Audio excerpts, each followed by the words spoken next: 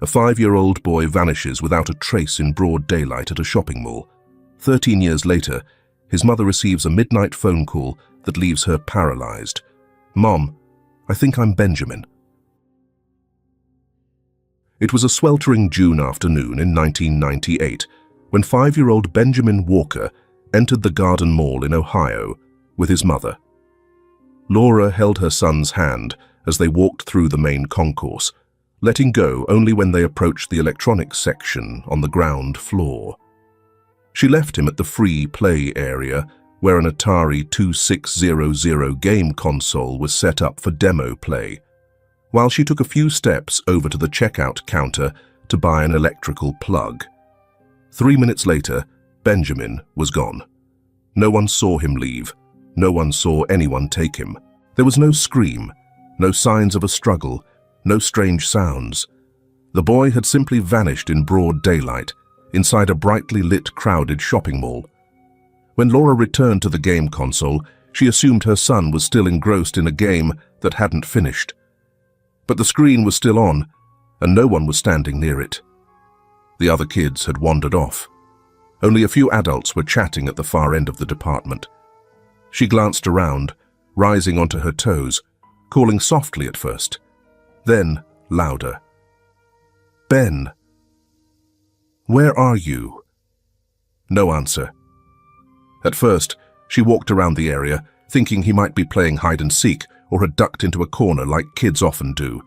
But after checking every aisle of toys and seeing nothing but cardboard boxes and stuffed animals, panic began to rise. She went to a nearby employee and asked if they had seen a young boy, blue shirt, grey shorts, light brown hair standing there a moment ago. The employee hesitated, then shook their head. Another staff member called security. When a young clerk mentioned he might have seen an adult carrying a child running toward the West Emergency exit, Laura didn't hesitate. She took off in that direction.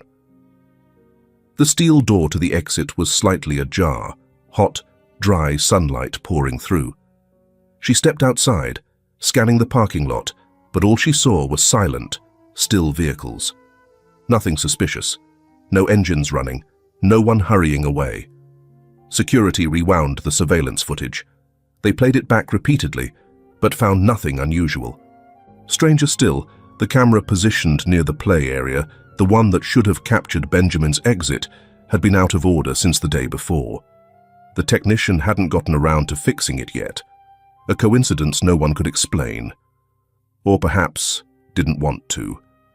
Police arrived 20 minutes later and immediately sealed off all mall exits, alerted the stores in the area, and began checking every nook and cranny. The boy's name, age, and a description of his clothing were broadcast over the mall's internal system. A young officer took Laura to the security office for a detailed statement. She answered every question. Her son's name was Benjamin Walker, born in 1993, about 3 feet tall, brown hair, dark brown eyes, and on his left hand, he still had a sticker of a school bus he'd gotten that morning at the pediatric clinic. The officer continued questioning. "What time was the last time you saw the boy?" Laura answered, 3:10.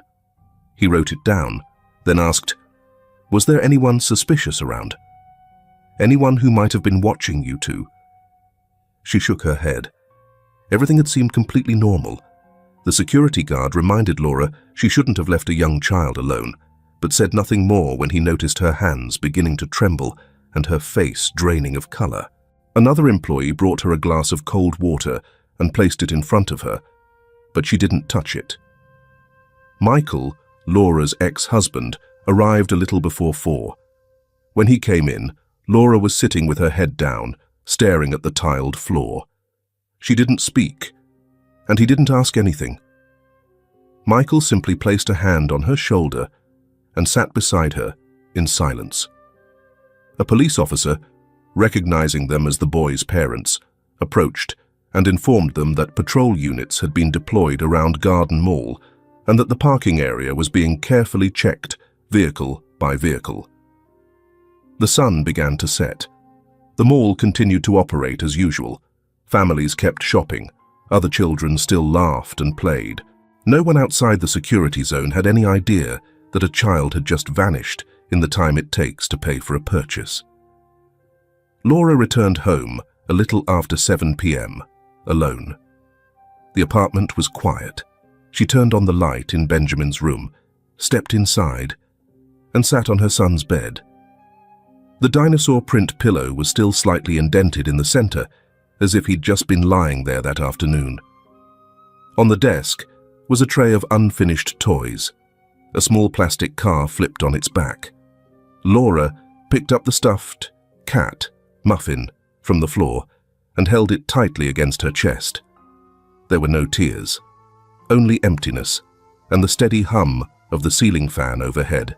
Her world had lost a familiar sound, the voice calling, "Mommy, I'm done," the light patter of small feet, the giggling that came when he begged for more candy. Outside the window, the streetlights gradually flickered on. Another day came to an end, like any other. But for Laura, time had stopped at exactly 3:13 p.m. She couldn't sleep that night. She just sat there, clutching the stuffed animal, repeating one sentence over and over. I only looked away for 3 minutes. 3 minutes. Just enough time for a mother to lose her child. The next morning, when Laura came downstairs in her apartment building to open the door for an investigator, the hallway was already filled with eyes, some familiar, some not all watching her with a kind of silence that didn't feel normal. The neighbor from the floor below gave her a small nod as she walked by, but didn't smile like he usually did. Someone passing whispered, "That's the mother of the missing boy from yesterday." The news had spread faster than she'd expected. The local paper had it on the front page. 5-year-old boy disappears at Garden Mall. Police expand investigation. A photo of Benjamin taken from an album Laura had submitted with his preschool application appeared on the TV screen morning and night, along with a hotline number and a plea. If anyone sees the boy, call immediately. Not even 24 hours after he vanished, flyers with Benjamin's photo were taped to lamp posts, stuck on grocery store windows, even handed out by strangers at busy intersections. Volunteer groups mobilized quickly. Police expanded their search outward in a circle from the shopping center. Local search teams combed drainage ditches, empty lots, and the riverbanks nearby. Helicopters made brief passes overhead, circling the residential area and the wooded outskirts of town. All that noise, all those people, but no news, no clues, no personal items. No one could remember seeing the boy after 3:13 p.m. For the first 3 days, Laura moved through life numb. She gave interviews, read from statements the police had written out for her, repeated descriptions of Benjamin so many times it felt automatic. She slept on the living room couch, didn't change her clothes, and left the TV on around the clock. Every time the phone rang, her heart stopped for a second, but almost every call was a reporter or someone who had dialed the wrong number. Michael showed up again on the second day. He was an hour late to the press conference organized by the police. No one asked why he hadn't been there from the beginning. When the cameras panned across, Laura and Michael stood side by side, but they didn't touch. In front of dozens of microphones and lenses, she read the plea aloud, her voice barely rising above the soft June wind. If someone out there has my child, please bring him back. He's too little to understand what's going on. He needs to eat, to be held when he sleeps. Benjamin is a good boy. I'm begging you, please. Her voice dropped on the last 2 words. Michael remained still beside her, his face unreadable. But right after the press conference, once they were back in the police meeting room, the two of them erupted. He snapped at her. "Why did you leave him alone?" "In a shopping mall," she answered. "It wasn't the first time he stood there by himself. I turned away for just 3 minutes. His voice tightened. 3 minutes is more than enough for a kidnapper. Laura turned away, trying to steady her breath. She didn't say she had imagined this moment 1,000 times in her head, Benjamin suddenly returning, and her throwing her arms around him. But the reality was just another worn-out argument. Michael stormed out of the meeting, pushing the door hard. She watched him go without calling after him. They no longer knew how to share their pain. On the 5th day, police announced a small lead. From a camera in the parking lot, about 30 meters from the west emergency exit, footage showed a grey pickup truck leaving at 3:16 p.m., the exact time Benjamin was reported missing. But the camera was old, the footage blurry, and the license plate only revealed the first 3 characters, LZC. No one could determine who owned the vehicle, and the Garden Mall saw more than 200 cars come and go every day. A fragile lead. No one dared call it a clue. On local forums, the comments had begun, "A 5-year-old left alone. Why wasn't the mother watching him more closely? There's something off about the way she reacts." Laura read those words late at night. She hadn't slept in 24 hours. She closed the laptop, turned off all the lights, and sat alone in the dark. Her mother-in-law, Michael's mother, called on Saturday, just to say one sentence. "If you knew how to be a mother, that boy would be home by now." The words cut deep. Not because of the accusation, but because they echoed what Laura had already told herself 100 times since Benjamin disappeared. Since that day, she hadn't answered any calls from unknown numbers. She turned down every new interview request, avoided crowded places. Inside the apartment, Laura moved only between the living room and her son's bedroom, where everything remained untouched. Muffin, the stuffed cat, still lay on the pillow. The little desk still held the coloring book Benjamin hadn't finished. On the evening of the 10th day, a group of volunteers came to the door. They handed Laura a map of the suburbs and invited her to join the search the next morning. Laura took the map, closed the door without a word. That night, she folded the map into quarters, slid it into the kitchen drawer, then turned on the stove to boil water.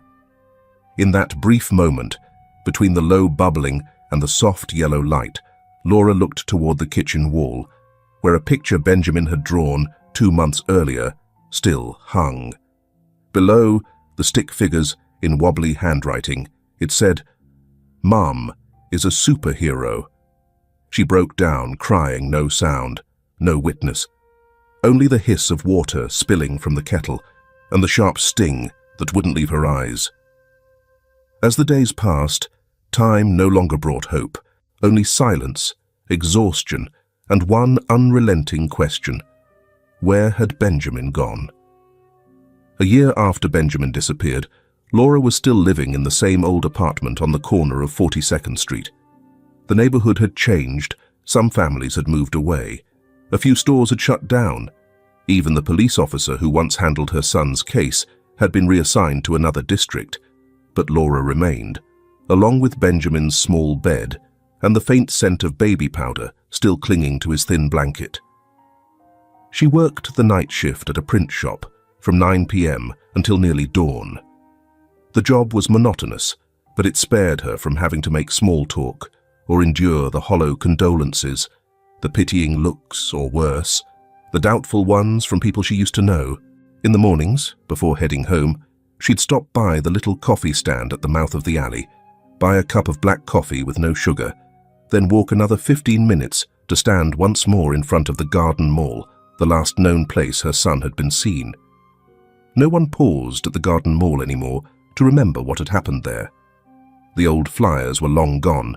New grey tiles had been laid over the sidewalk, erasing the wear of time, and the Sears store had closed down the previous winter. But Laura still stood there, eyes fixed on the third-floor parking deck, as if any minute now her little boy might appear from behind a car, walk down the ramp, and tell her he had just gotten a little lost, There was a time a boy about Benjamin's age, wearing a blue shirt and white sneakers, just like he used to run past her in the mall. She flinched, took a few steps after him, and called out softly, "Ben." But when he turned around, the eyes weren't her son's. The man walking beside him frowned and asked, "What do you think you're doing, lady?" Laura didn't answer. She simply bowed her head, apologized, and walked away. Laura no longer had custody of Emily, her youngest daughter, since the court had ruled she was not mentally stable enough to ensure the safety of a minor. Michael and his mother had filed for custody, citing the times Laura skipped meals, failed to pick Emily up from school on time, and the 3 separate incidents where she left the stove on. The hearing was brief, with just a few lines of conclusion. Emily was sent to live with her grandmother. Laura didn't argue. She only asked one thing: "May I see my child once a month?" And when he nodded, she gave a faint smile. Every year on June 12th, she still held a birthday party for Benjamin, even though no one came anymore. In the beginning, neighbors, a few friends from her old job, even a reporter who had once written an article about the case, would come light candles with her. But by the 3rd year, no one knocked on her door. Still, she lit 7 small candles, set a store-bought cake on the table, and placed an empty chair across from her. Then she would sit down, take out a blank sheet of paper, and write a few lines, as if Benjamin himself were writing to his mother.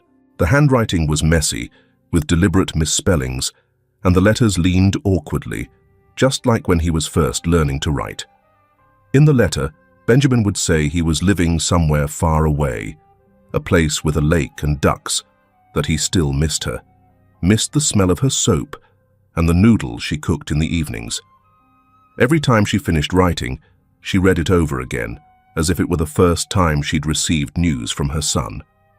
She kept those letters in a small wooden box under her bed, alongside the photo album, Muffin the stuffed cat, and the pair of socks Benjamin wore on his 3rd birthday. There was a time she believed science could uncover the truth, but after the 1st year brought no progress, she went to see a psychic, a woman recommended by a friend of a friend, who said she once helped a family find their child in Missouri. The woman, dressed in white and wearing a rosary around her neck, said Benjamin was in a dim place, near water, but still alive. Laura gave her money, hoping to receive something more concrete. But a week later, the address the psychic had provided turned out to be nothing more than an abandoned factory on the edge of town. There was nothing there but cold wind and the rustling of wild grass. Laura didn't return. She wasn't angry either. She just felt like she had tossed her last sliver of belief into a place where no echo ever came back. After that, she stopped looking for someone to explain things. She kept only one routine. After each night shift, when the air was still misty, she'd pause outside Garden Mall, look up at the 3rd floor of the parking structure, then turn and head home. Every night, she dreamed the same dream. Benjamin stood far down the corridor of the shopping center, his back to her. Laura called out and walked toward him, but each time she reached to touch his shoulder, he stepped just out of reach. He never turned around, not once. She used to wake in panic after those dreams, but now she was used to them. She had come to understand that sometimes dreams don't lead anywhere, they simply remind you that you still remember. Benjamin was never found. There were no ransom calls, no new evidence. But Laura still woke up each day, went to work, stopped by Garden Mall, wrote birthday letters, and held on to the belief that something, however small, still connected her to her son. No one else searched anymore. No one asked questions. But Laura didn't give up. In the dark, she held on to a small light. And no one could have guessed that faint light was what helped her find the source of her life again. In the summer of 2003, Michael was living in a 7th-floor apartment in a residential neighborhood on the west side of the city. The apartment was small, but fully equipped with pale-coloured walls and a balcony that overlooked a stretch of park lawn where people walked their dogs every morning. He worked for a large construction firm, regularly overseeing suburban development projects, his life busy, and to most eyes, steady. It had been 5 years since Benjamin disappeared. And in all that time, Michael kept telling himself he had to learn how to go on. Not because he had forgotten, but because remembering too much made it impossible to live. He had broken up with Laura after a string of disagreements, stepped away from the investigation, kept clear of the media, and avoided anything connected to Garden Mall. A few years later, he began dating again. The new woman's name was Denise, a painting teacher, gentle, patient, and someone who knew how not to ask too many questions. But every time he walked through the park and saw a little boy kicking a ball, or heard someone call out, "Ben, slow down," he would freeze for a few seconds, as if his body still hadn't accepted that it had no choice but to keep going.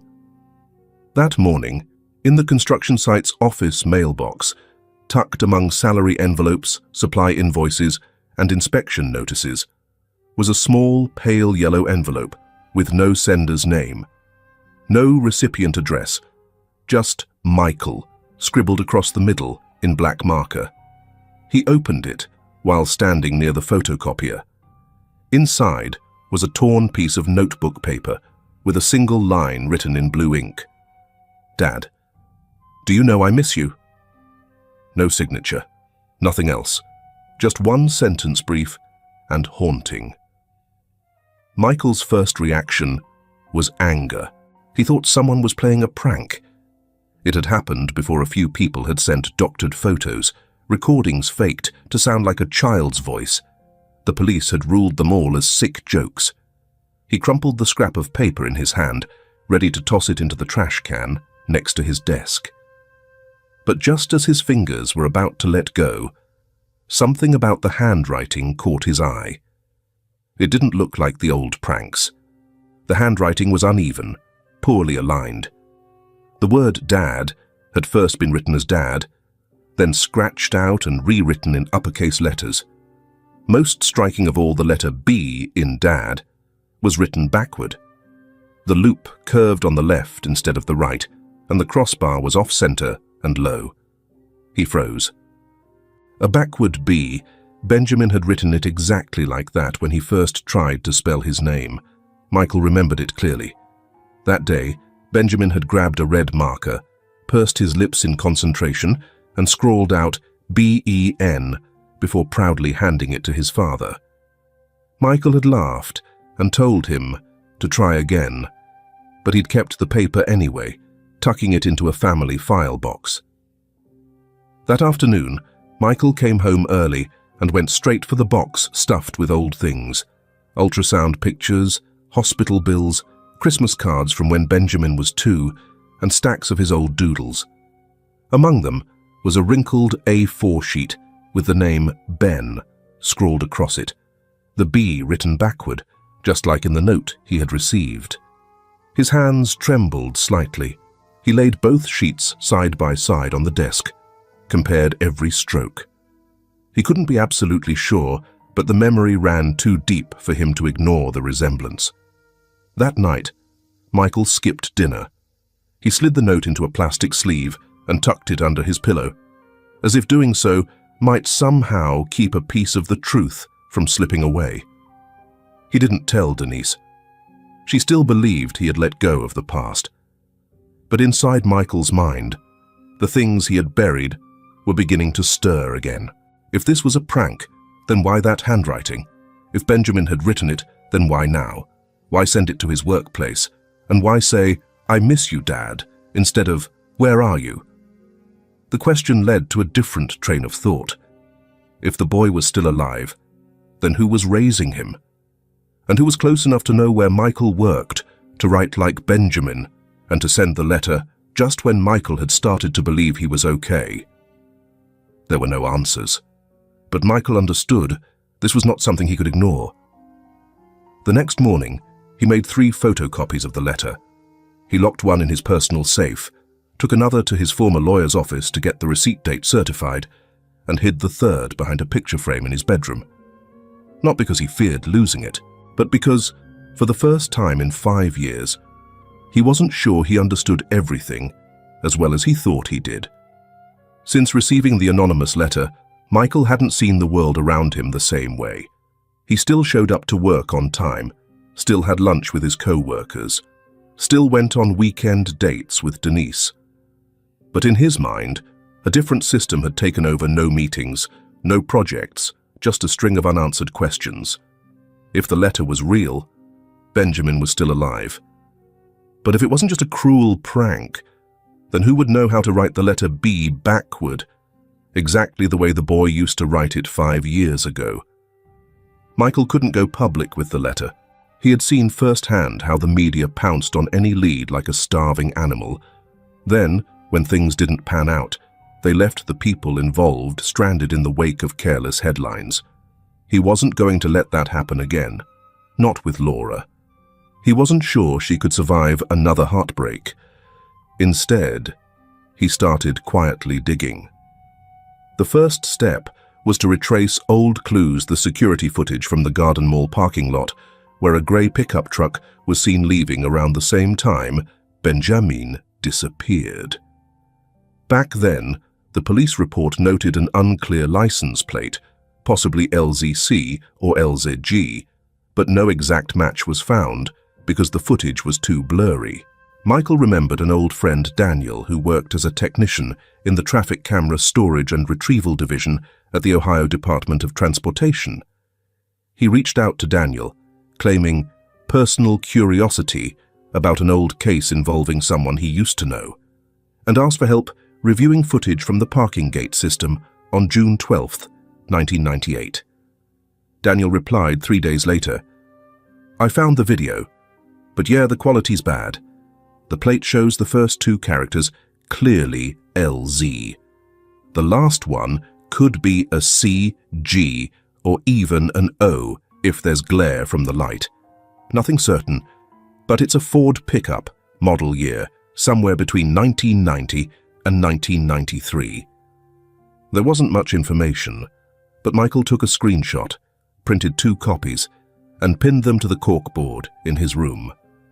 He began checking records of grey Ford pickup trucks registered in the area around Garden Mall during the 3 months before and after the disappearance. The list ran over 100 names, most of which had already been sold or transferred. He wasn't an investigator, nor did he have access to the civilian vehicle registration system, but he knew how to go around the edges. From the list, he picked out truck owners who lived near the city centre or had been cited for speeding violations within 6 months before the incident. One of the names made him stop: Robert Danning. That name wasn't unfamiliar.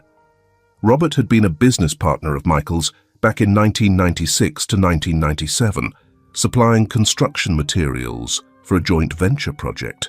A quiet, unfriendly man, he stuck to contracts, but often avoided discussions about unexpected costs. After a minor dispute over an incomplete order, they lost contact. Michael hadn't seen Robert since April 1998. He began digging for Robert's information through old directories and company files. But that small company had shut down shortly afterward. The residential address on file was no longer occupied. The current landlord said Robert moved out without leaving a phone number, shortly after the summer of 1998. No one knew where he'd gone. Michael began to feel something fall into place, a small piece, still blurry, but fitting snugly into a corner of the hazy puzzle forming in his mind. He made a large paper map and pinned it to the bare wall in his room. He marked Garden Mall with a red thumbtack, then added the location of the parking lot camera, Robert's old address, and possible routes leading from the city centre to the suburbs during the time window in question. Every evening after work, he stood in front of the map like a puzzle enthusiast, connecting points with thin strings.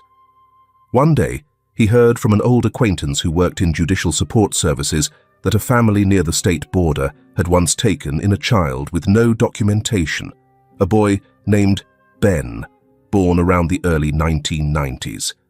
Without hesitation, Michael drove more than 3 hours out there, carrying a photo of young Benjamin, heart filled with hope. The boy, Ben, had brown hair, similar skin tone, and a quiet gait that almost made Michael call out the wrong name. But when he spoke to the boy, the child didn't recognize anything.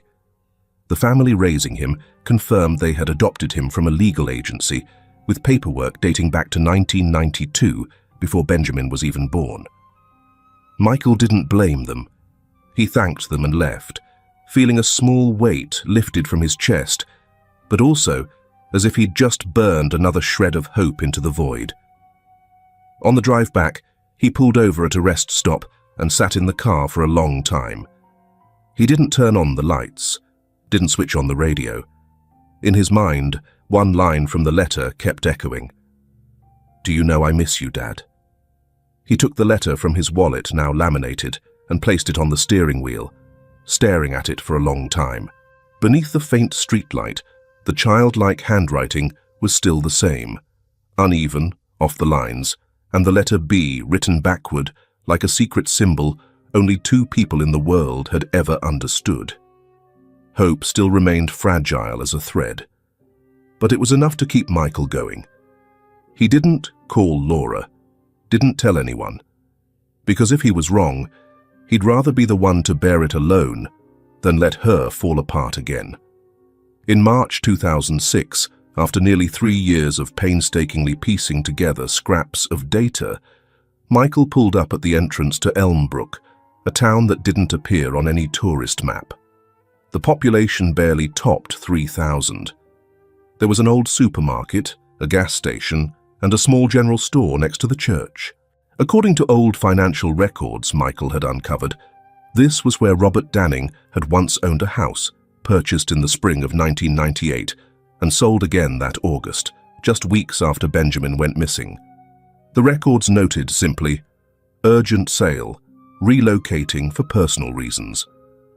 Nothing overtly suspicious, but the timing and the seller's identity matched too precisely for Michael to chalk it up to coincidence. He parked 3 blocks from the residential area, walking against the sunlight to avoid drawing attention. He stopped in front of a pale blue wooden house, the same address listed in the sale documents. The current owners were an elderly couple. Michael knocked, pretending to be someone looking to buy a home in the neighborhood to settle a relative in recovery. The homeowner, Ellen, greeted him politely. When asked about the previous owner, she tilted her head, trying to recall. "Oh, Mr. Robert, right? He didn't live here long. I remember him because he always wore long-sleeved shirts, even when it was hot. Didn't talk much, but he wasn't any trouble." Michael kept a neutral expression and asked, "Did he live alone?" Ellen nodded, then shook her head. "At first it seemed like it, but about a week in, I saw him with a little boy, 6 or 7 years old. Maybe he called him my nephew. But his voice sounded off. Didn't sound like they were actually related. The boy always looked down at the ground, never spoke to anyone." Michael thanked her and walked away slowly. A soft breeze passed, making him shiver, though the day was warm. A child, around 6 years old, appearing alongside a mysterious man right after Benjamin vanished. He turned into the general store near the church, the only place in town that showed signs of regular activity. The shopkeeper, Maureen, was in her 60s, wore silver chain glasses, and recognized the name Robert after Michael nudged the conversation. "Oh, he used to come in for canned goods, instant noodles and cold medicine for kids. Once, I even saw him yell at the boy really harsh. He shouted, 'Ben, you stay right there.' I remember it clear as day because I thought, who talks to a child like that? The boy was so scared, he backed up into the bread shelf, didn't even look up." Michael swallowed hard. "Are you sure he called the boy Ben?" "Positive," Maureen said firmly. "I heard it with my own ears. Strange thing is, that boy's never been to school. The elementary school's just 2 blocks away. but I never saw his name on any class list. I used to be on the PTA back then, so I remember well. He went on to ask about a pediatrician. Immunization records, everything came back the same. There weren't any. The boy had never been taken to a doctor, never appeared in any system that recorded a child's identity. Maureen stepped behind the counter and pulled out a small tin box. Inside were some old photographs, wedding pictures, shots of the street, a Christmas photo from some year past. One of them made Michael freeze. It was taken in front of the grocery store. Robert Danning stood there in a heavy coat, next to a brown-haired boy whose head tilted slightly to one side, eyes not looking into the lens. I took that one for some customers back in the winter of '98. No one ever came to pick it up, so I kept it for memory's sake, Maureen said. Looking at it now, there's something off about that boy. His eyes, they didn't look like a normal child's. Michael asked if he could take a photo of it, then walked back to his car, closing the door slowly behind him. He laid the photo on the steering wheel and studied the boy's face. The brown hair, the pale skin, the downward glance, all strikingly like Benjamin at age 5. He couldn't be certain, but his chest tightened the way it does when you run into someone deeply familiar and just can't place the name. That night, back in his motel room, he set the photo next to the anonymous letter. Looking at them both, the jagged handwriting and that displaced little face, they felt like two fragments of the same unfinished story. Everything was starting to line up.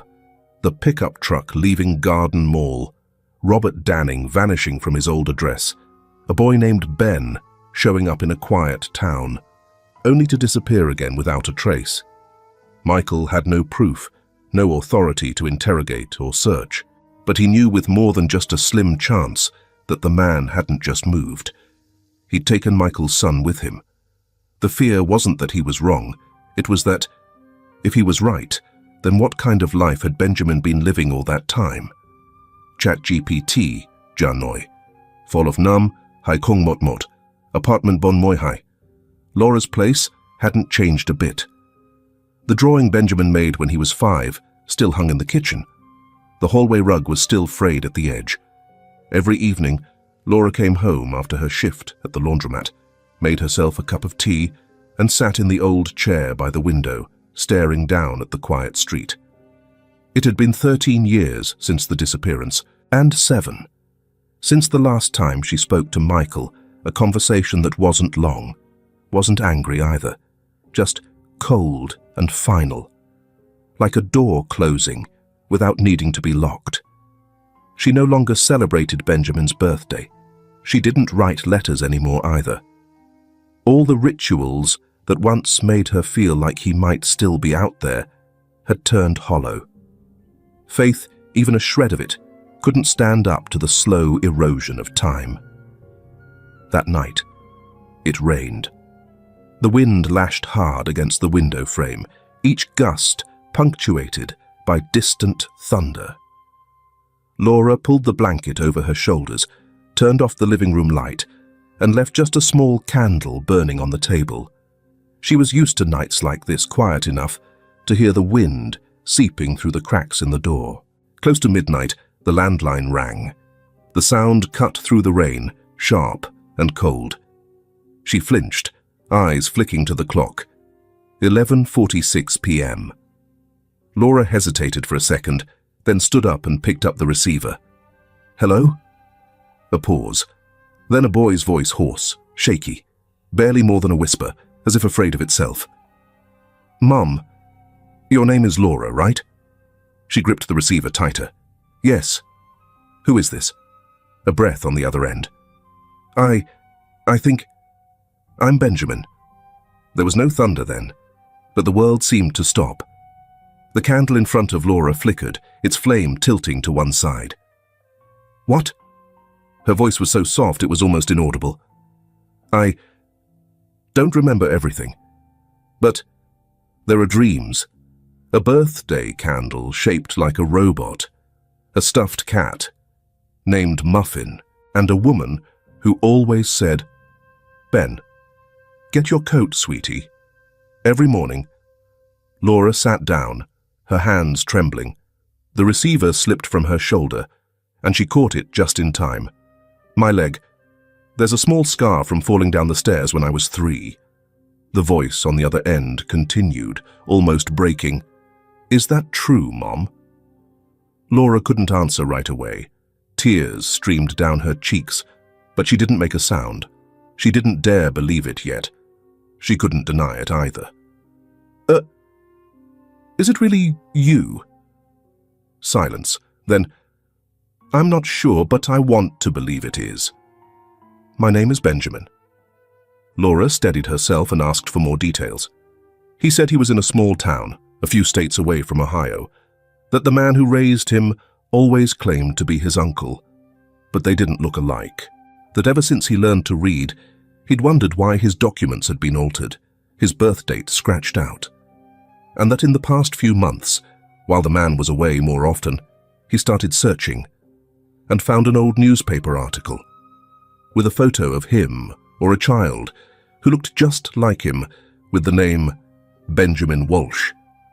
The call lasted just over 10 minutes, but every one of those minutes etched itself into Laura's heart like the years of waiting had all pressed into a single moment. When the line went dead, Laura sat holding the receiver for a long time. The room was utterly silent, except for the sound of rain falling outside the window. She stared at the dying candle and thought of the 1,000 times she'd imagined this moment, but not once had it ever happened quite like this. After a while, she stood up, washed her face, changed her blouse, then called the nearest police station and asked to be connected to the division handling old missing persons cases. Her voice was unusually calm. "My name is Laura Walsh. I just received a phone call from someone claiming to be my son, who's been missing since 1998. The dispatcher asked her to hold while the call was transferred.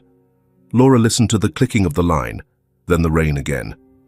After the call ended, she picked up her cell phone, the one that had stayed silent for so many years, and typed in a number she had once deleted, then remembered, then deleted again. This time, the ringing came through. Once, twice. "Michael here." His voice was the same husky, flat. Laura took a breath, then said in a near whisper, "I think Benjamin just called me." There was no response for a few seconds. Then, "Are you sure?" "I'm not, but I believe it. For the first time in 13 years, I really believe it." Michael didn't say anything else, but the sound on the line changed. She heard a chair scrape, a deep breath, and then a short reply. "Tell me everything from the beginning," Laura told him. Slowly, word by word, as if saying it too fast would make it all disappear. Their conversation wasn't long, but it didn't need to be. There was something in the silence between them that told Laura he believed it too. Outside, the rain kept falling on the roof. But in the small room, Laura sat upright, her hand resting on an old photo of Benjamin. And for the first time in years, her eyes held not just sorrow, but readiness. The town of McAllen sat near the Pennsylvania state line, surrounded by low woods and an old highway that barely saw traffic. No one came here unless they had to, and no one left unless they were made to. Benjamin Carter, 18 years old, lived in a one-story wooden house on the edge of town with the man everyone called Uncle Robert. He didn't go to school, had no ID, no bank account. Most days he did odd jobs, fixing pipes, hauling firewood, sometimes helping unload goods for a small grocery store near the train depot. The money he earned, if it was a decent amount, was kept safe by Uncle. If it was little, he got called a freeloader. Their house sat nearly a kilometer from the nearest neighbor. The backyard was a mess of wooden crates and rusted metal. Inside, Benjamin's room held only a bed and a small dresser. No mirror. "Mirrors make you weak," Robert said. Benjamin couldn't clearly remember anything before he was 6. His earliest memories floated like mist-smelling toast in the morning, hearing a woman softly sing something about sunshine, the warm grip of a hand around his wrist. But whenever he asked, "Did I used to live somewhere else?" Robert would blow up. "You don't have any other mother but me. You're Benjamin Carter. I'm the only one who raised you. You should be grateful." At first, Benjamin believed him. Kids don't have a reason not to believe the adults who feed and clothe them, who keep them warm through long winters. But by the time he turned 10, things started to feel off. Other kids went to school. They had birthdays. Their names showed up on library lists. But Benjamin, no medical records, no birth certificate. No one knew who his mother was. Anytime he got close to someone, a temp worker, an old woman who lived nearby, Robert would suddenly decide it was time to move house. They'd moved at least 6 times in 12 years. No one had time to remember Benjamin's name, and he never had any pictures. Robert always called him Ben, sometimes Kid or worse. But Benjamin still remembered the way someone, maybe in a dream, had once said, "Ben, grab your coat, sweetheart." Not kid, not boy. One humid August night, Robert fell asleep early, drunk. Benjamin couldn't sleep. The sound of crickets drifted through the half-open window. He sat up, stepped quietly out into the hallway, and made his way to the small storage room at the end. That room was usually locked, but tonight, the door was left ajar. In the attic above, there was the smell of damp wood and old ashes. In a corner, a worn cardboard box was hidden beneath the floorboards. Benjamin lifted the boards, opened the box, and found some yellowed papers inside among them, a crumpled birth certificate. The writing nearly faded. Benjamin Walker, born June 12, 1993. Mother, Laura Walker. He read the line over and over. Walker, not Carter. Below the name, there was a faint pen mark, like someone had once tried to scratch it out. Inside the box, there was also a torn newspaper clipping with a photo of a brown-haired boy. He stood in front of a shopping mall, eyes looking straight into the camera. Below the photo, the caption read, "Benjamin Walker, missing since June 1998, Ohio." His heart pounded. He had never seen his name written like that before. But the face in the photo, though younger, softer, looked so much like him that Benjamin stood frozen for a long time, barely breathing. The next morning, Robert didn't say a word. Maybe he didn't know. Maybe he'd forgotten to lock the door. But Benjamin was no longer the boy who believed everything his uncle told him. That day, he stopped by the town's general store. At the information counter, there was an old bulletin board covered in flyers from years past. One of them was a missing person notice from the Missing Kids organization. In the bottom corner of the flyer, it read, "If you have any information, call 1-800. Benjamin copied the number onto his hand. That night, once Robert was fast asleep, he used the pay phone near the church. His fingers trembled as he dialed each number. A recorded voice came first, then a real person answered, "Missing Kids Hotline. How can we help you?" He didn't know where to begin. He just said, "I'm not sure who I am, but I don't think I'm Ben Carter. I found a birth certificate. My real name might be Benjamin Walker. My mom might be Laura." The person on the line asked questions. He told them about the song, "You Are My Sunshine," someone used to sing to him before bed. About a stuffed cat named Muffin. About the warm coat with a faint perfume scent he used to wear on school mornings. The call lasted 15 minutes. At the end, the voice asked, "Are you ready to be helped? To let us connect you with your real family?" Benjamin was silent for a few seconds. Then he answered, "Yes, By the time he hung up, dusk had fallen. The rooftops were glowing red-brown in the sunset. Benjamin stood still for a long while, as if waiting for himself to catch up with what had just happened. He didn't know what came next, but for the first time in his life, what he felt wasn't fear. It was the beginning of the truth.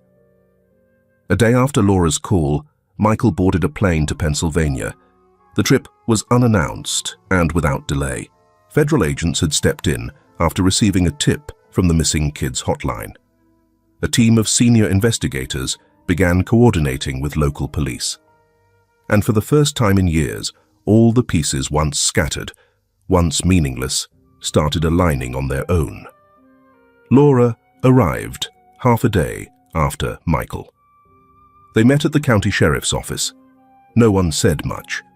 4 eyes met in silence, as if time had never passed, only stepped aside and waited for them to arrive.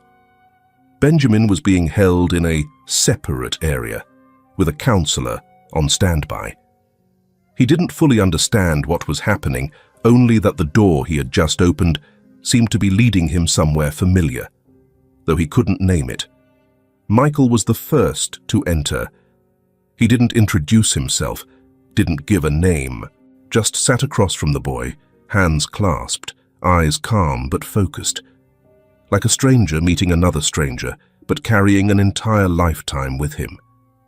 Do you remember a rainy day when someone pulled your coat up and said, "Hurry up, Ben, you'll be soaked"? Benjamin looked up, slowly nodded. Did you ever hurt your leg needed 7 stitches after falling off the steps into the yard? Benjamin answered, yes. I still have the scar. He rolled up his pant leg and pointed to a faint mark on his left shin. Do you remember what your favorite toy was? A green plastic robot. The head's gone. Michael said nothing. His throat tightened, but his hands stayed where they were, steady. The conversation stopped there. He didn't ask anything more, didn't say who he was. Then it was Laura's turn. She stood outside the room, looking through the two-way glass. Her lips were pressed tight, one hand gripping her coat until it wrinkled. Every step closer felt like another year had passed. And when the police opened the door, she still didn't go in until inside. Benjamin stood up and asked, "Mum?" Just one word. Laura sank into the chair. Her hand trembled, but she stepped forward slowly. There was no crying, no breaking down. Just an embrace, careful, hesitant, then tightening, as if afraid the other might dissolve into thin air. Benjamin reached for her hand, then gently brushed the strands of grey in her hair, like he was searching through the mist of childhood for a memory. He spoke softly, voice unsure, like he feared he might be wrong. Did you ever sing, "You Are My Sunshine" to me when I was falling asleep? Laura gave his hand a gentle squeeze, her eyes reddening, then nodded slowly. Every night. When you fell asleep on the bed, I still sang the last line, even though you couldn't hear it anymore. Benjamin gave a faint, tearful smile, then asked another quiet question, like testing himself. One time, you dropped toast on the floor and still picked it up, cut it in half, and gave me the first piece. Laura let out a laugh, rough from holding back too much. And you scolded me, remember?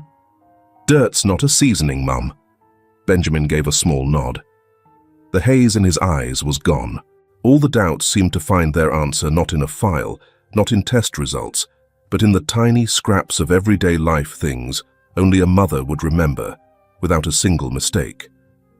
That night, a DNA test was conducted at the local lab under supervision by Child Protective Services and legal representatives. Samples from Benjamin, Laura, and Michael were sent to 2 separate facilities to prevent any mix-ups. 2 days later, the official results came back. Akilen kvenkilens eges, kilen shaskilens venyolk, Shahzad Shahzalek match. Benjamin, was the biological son of Laura and Michael. There was no press conference, no media presence. The police delivered the news privately, in a small meeting room, with lawyers and the lead investigator present. Laura sat in silence. Michael buried his head in his hands, making no attempt to hide the emotion. Benjamin, when he heard the result, didn't cry. He only closed his eyes for a long time.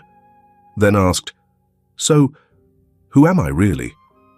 Laura stepped closer and laid her hand on his shoulder. "You're Benjamin. You're my son. And your father's name is Michael." Outside, Robert Danning had been arrested without resistance. When the police stormed the cabin where he'd lived with Benjamin, he simply stood up, held out his hands, and quietly said, "I just wanted a child who wouldn't leave me." Only one sentence, but no one present that day ever forgot the look in his eyes. Not anger, not fear. Just the gaze of a man who had been hopeless for a long, long time. The file later revealed things about Robert's past that he had never spoken of, that he once had a young son who died in a car accident, that his wife left without a word afterward, that for many years he lived alone, adrift, and underwent mild psychiatric treatment. Benjamin, the child who wandered into his life at the exact moment he lost everything, became a stand-in for the affection he could no longer build in the real world. He didn't sell the boy, didn't physically abuse him to the point of injury, but neither did he offer a healthy kind of love. He stripped a child of the right to live as himself, the right to be remembered by his real name, and gave him instead the identity of Ben Carter. He offered no further explanation, no excuses, no denials. The charges filed against him included kidnapping, unlawful confinement of a minor, document forgery, and obstruction of justice. He would be facing no less than 30 years in prison. Benjamin did not attend the initial interview.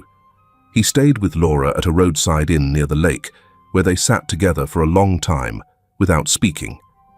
He watched his mother fall asleep by the window, while he stayed up nearly until dawn, listening to the insects blending into the sound of falling leaves. The man who once called him grandson, son, Ben, no longer took form in his mind, just a shadow now, warped, sorrowful, but no longer able to control him. No one could give back the 13 years that had been lost. But for the first time, Benjamin no longer felt lost in the name Ben Carter. He was Benjamin Walker, and he had been found. A month after the trial, winter had begun to settle over the small town where Laura lived. The wind lashed against the eaves, leaving a thin film of frost on the bedroom window pane, something Benjamin had never grown used to. This wasn't the place he had grown up in. It wasn't the old wooden house, nor was it the memories he'd lost. It was just a new room, lit with warm lamps, furnished with a proper bed and shelves of books, yet so unfamiliar that he lay awake many nights, eyes open until dawn. The trial had concluded after 3 days of closed proceedings, with irrefutable evidence and the testimonies of several witnesses. Robert Danning was sentenced to 35 years in prison with no chance of parole for at least the first 20. The defense attorney offered no objection, and even Robert himself didn't ask for leniency. When the judge delivered the sentence, he sat still, hands resting on his knees, eyes locked on Benjamin, without blinking for even a moment. But Benjamin never looked back. Laura left the courthouse without clutching a single piece of paper, because what mattered most, she already had again.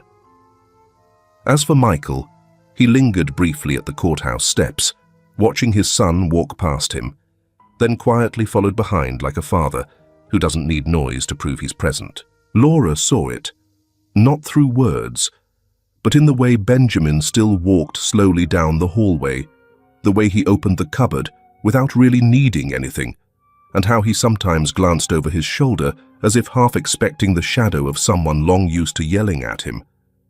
And it was for that very reason that, after a night spent sitting silently beside each other, Laura decided to bring him back to the old apartment, the place she had lived for 13 years, where almost everything remained the same. The slightly faded curtains, the plush cat named Muffin on the shelf, and the little wooden cabinet where Benjamin used to hide candy when he was 4. The room was smaller, older, and a bit drafty because the window frames had warped. But that night, for the first time since coming back, Benjamin slept soundly. He didn't call out anyone's name in his dreams, didn't toss and turn, and didn't bolt upright in the middle of the night to check the lock on the door. Michael didn't live with Laura and their son, but he'd taken a year off from construction work and moved to a town not far from Laura's house. He lived there with his girlfriend, Janice, a quiet woman who often brought over homemade baked goods and never tried to be a stepmother, instead keeping just the right distance so that Benjamin felt safe. Though Michael and Laura were no longer husband and wife, they didn't try to erase each other from their lives. Every weekend, they sat down together to divide the small responsibilities. Who would take Benjamin to the doctor? Who would teach him how to use a bank card? Who would schedule sessions with the therapist? And sometimes they simply shared a quiet dinner without needing to say much. Benjamin's 18th birthday came as gently as a breath. The air was crisp but dry. In the room where Laura had kept everything exactly as it had been 13 years ago, they placed a small cake with 18 slender candles. When the lights were turned off, the candlelight flickered across faces that were both familiar and changed. A mother with more creases around her eyes, a father who spoke less than he used to, a young man with slightly long hair, and a girl of 12. Emilia, standing shyly near the door, holding a folded napkin in her hands, not quite sure whether to sit or just watch. Laura sat on the right, Miguel stood on the left, and Janice stepped back slightly, not intruding, but smiling quietly. Emilia finally came forward, slipping into the seat next to her brother. She didn't say anything, but when Benjamin glanced at her, she gave him a quick, nervous smile and looked away. When Benjamin leaned in to blow out the candles, he didn't close his eyes to make a wish. He just looked at them all, one by one, and said slowly, "I remember when you both used to hold me like this." Laura gently squeezed his hand. Miguel placed his hand softly on his son's shoulder, and Emilia, almost without realizing it, rested her head briefly against Benjamin's arm. Every movement was light, no words added, no comforting, no reassurance. Only the candle flames trembled slightly in the breeze from the cracked open window, as if they, too, had been waiting 13 years to be lit again. Only the candle flames trembled slightly in the breeze from the cracked open window, as if they'd waited 13 years just to be lit in that very moment. There were no guests at the party, no big presents, just a few pastries, a camera Laura had borrowed from a friend to take some pictures of her son, and a quiet tune playing from an old cassette player, "You Are My Sunshine," the tender English version, soft like a whisper. When it ended, Benjamin stepped out onto the balcony to breathe in the early winter air. The voices from his nightmares were gone. In their place were small, returning details, the scent of warm tea, the creak of a door, his mother's old blanket, his father's hand resting on the back of his neck as he bowed his head. All of it no longer questions, but slowly becoming real. He looked down at the street below, where yellow lights bled into the thin mist. Then he turned and saw Laura standing by the window, Michael adjusting a photo frame on the shelf. And he knew family doesn't always come back the way it used to, but it's not lost either.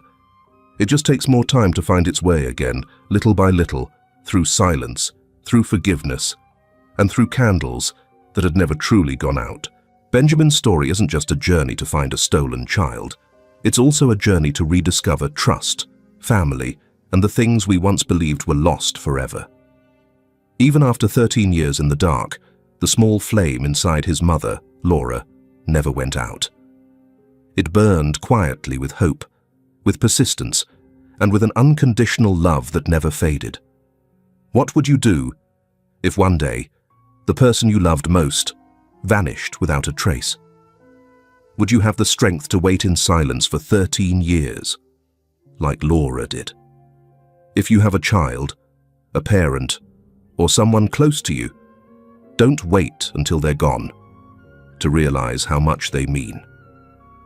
Hold them close tonight, really close. And you, yes, you, listening to these words, are you feeling tired today? Is there something weighing on your heart? If there is, give yourself a moment to rest, drink a warm glass of water, and know this: you're not alone. I'm here. I'm listening.